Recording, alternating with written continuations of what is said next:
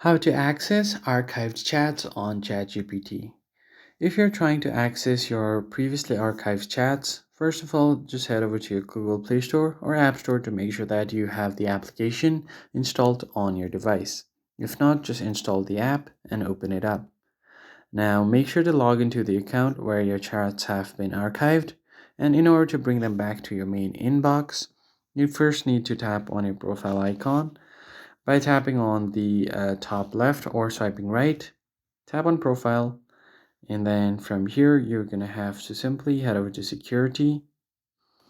As you can see here, you don't have the archive options.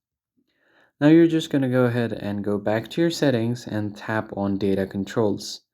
And here you'll be able to see your archive chats. So tap on view archive chats and you'll be able to see all of these archive chats right here.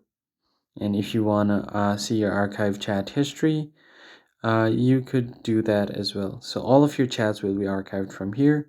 So tap on the chat that you want to unarchive, long press on it, and then click on unarchive. So long press on it and then click on unarchive. So these chats will now appear on your home screen. As you can see, the New York time and the greeting has been moved back to my inbox. And that's how you access the unarchived chats on ChatGPT.